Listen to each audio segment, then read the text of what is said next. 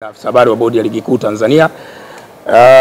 Tulikuwa na mkutano hapa awamu ya kwanza ambapo kocha mkuu wa klabu ya Yanga pamoja na nahodha wamezungumza nanyi wanahabari kuelekea mchezo huo, na kwa mujibu wa ratiba ambayo ilitumwa kwa klabu zote mbili na kwenu wanahabari, Simba Sports Club ambaye ni mgeni katika mchezo huu walipaswa kuwepo hapa saa 5:30 na kuanza mkutano, lakini tumefanya jitihada kadhaa.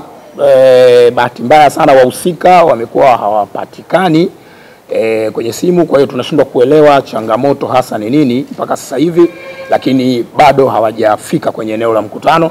Na kwa sababu hili ni jambo la kikanuni, ni jambo ambalo lina ratiba, na baada hapa kuna ratiba ya matukio mengine kuelekea huo mchezo, hatuwezi kuendelea kuwepo hapa mpaka jioni, ndugu zangu wanahabari. Kwa hiyo nitumie fursa hii kusema rasmi kwamba tunamaliza mkutano wetu rasmi, na kwamba taarifa nyingine zitatolewa hapo baadaye. Kwa hiyo kila kitu kiko sawa, na kwamba tumewakosa Simba Sports Club ili watueleze changamoto, kama kuna changamoto yoyote ambayo wamekutana nayo huko njiani wakiwa wanakuja au la. Kwa hiyo tunaendelea kuwatafuta, tutakapojua nini changamoto tutawajuza kupitia kurasa zetu za mitandao ya kijamii na maeneo mengine muhimu. Kuna swali na hilo jambo jamani? Taarifa ina maswali? Sawa, tusikie swali moja pale. Swali moja tu. Naomba uniruhusu niwe na A na B. Sawa. Swali langu la kwanza ni la kiporo la kutoka jana juu ya ratiba ya timu pale uwanja wa Benjamin Mkapa. Sema utatolewa ufafanuzi leo juu ya timu zitakwenda kufanya mazoezi pale kwa muda gani na ni saa ngapi, kama hiyo ratiba ilishapangwa, na ni timu gani itaanza na ni timu gani itamaliza. Hilo la kwanza. Lakini la pili, kaniruhusu kidogo na taharuki juu ya maamuzi yaliyofanyika jana ya waamuzi. Ni kitu ambacho kimeshtua kwa historia. Ni jambo la kwanza, ni mechi ya kwanza inaenda kuchezeshwa na waamuzi wa nje katika ligi yetu ya Tanzania Bara. Je, uamuzi ulikuwaje? Na je, club ambao ni stakeholders walishirikishwa kwa maana hizi mbili? Asante. Kwa sababu kanuni hazielezi straight na waamuzi wameshafika. Kiporo cha jana kinahusisha mazoezi. Kwa mujibu wa kanuni, klabu mgeni anaruhusiwa kufanya mazoezi kwenye uwanja wa mchezo angalau mara moja kabla ya siku ya mchezo. Siku ya mchezo ni kesho, na leo ni tarehe 24, na kanuni ile inasema kwamba ni muda ule wa mchezo, ambapo kwa mujibu wa ratiba yetu mchezo utafanyika saa 11 jioni. Kwa hiyo saa 11 jioni ya leo ndio muda wa kikanuni wa timu mgeni kufanya mazoezi kwenye uwanja wa Benjamin Mkapa. Lakini nimetumia neno wanaruhusiwa, halazimishi kwenda kufanya mazoezi. Baada ya hapa kuna kikao cha kitaalamu cha maandalizi ya mchezo.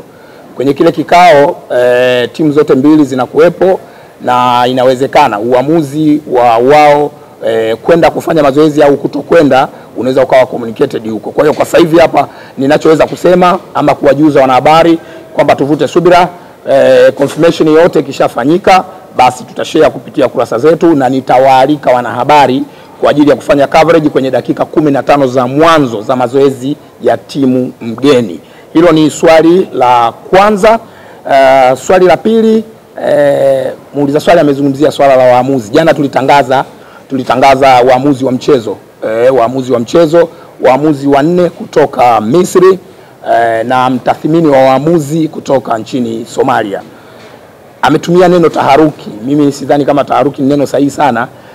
Ni vile watu ni habari ambayo kutokana na upekee wa mchezo wenyewe, upekee wa tukio lenyewe, na watu wameipokea vile vile kiupekee.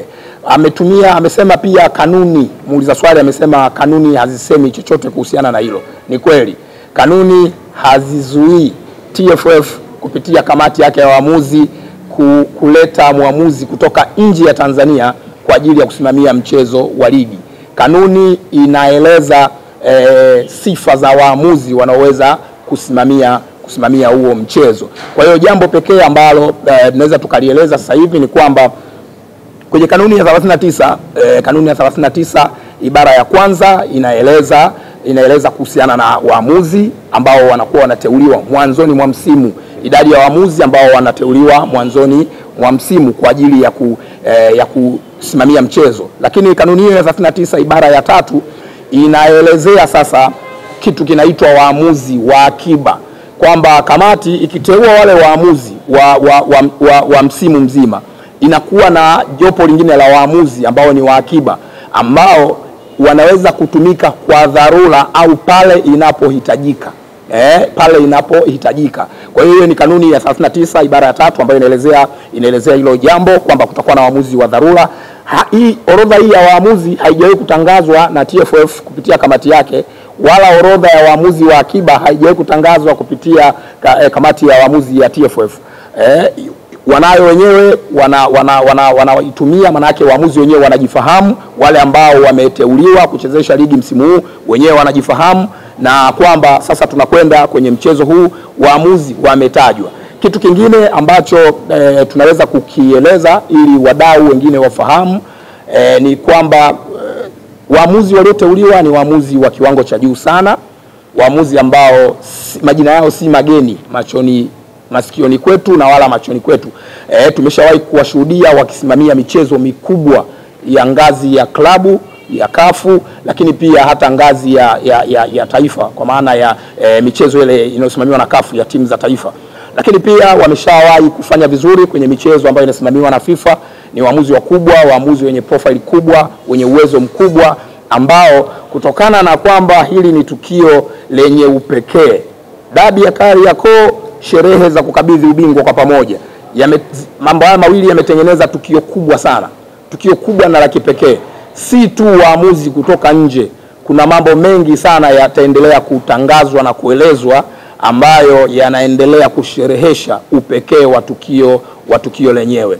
Suala la klabu kushirikishwa ama klabu kuridhia halipo kwenye kanuni. Waamuzi wanateuliwa na kamati ya waamuzi ya TFF na wanapangiwa michezo na kamati ya waamuzi ya TFF. Kanuni ya 39 ibara ya 8 kama sio 9, siko sure sana hapo, inaeleza sasa kwamba kama klabu haijaridhia maamuzi ama haijaridhishwa na maamuzi, maana yake baada ya mchezo ina siku 3 za kutoa malalamiko yao. Kwa hiyo hakuna sehemu inayotoa nafasi kwa klabu, kiongozi au yote kuzungumzia muamuzi kabla. Kanuni hiyo ya 39 ibara ya 8 kama sio ya 9, siko sure sana, inaelezea pia sasa kwamba kiongozi, mchezaji, kocha au mtu mwingine yote haruhusiwi kumkataa muamuzi aliyepangwa na kamati ya waamuzi ya shirikisho la mpira wa miguu Tanzania. Haruhusiwi kumkataa, lakini pia haruhusiwi kumjadili wala kumshutumu kupitia vyombo vya habari. Hiyo ni kanuni ya 39 inayoelezea kuhusu waamuzi. Asanteni sana, na kufikia hapo tumefikia mwisho wa mkutano wetu, na tuwatakie kazi njema, tuwatakie maandalizi mema kuelekea dabi ya Kariakoo hapo kesho majira ya saa 11 jioni.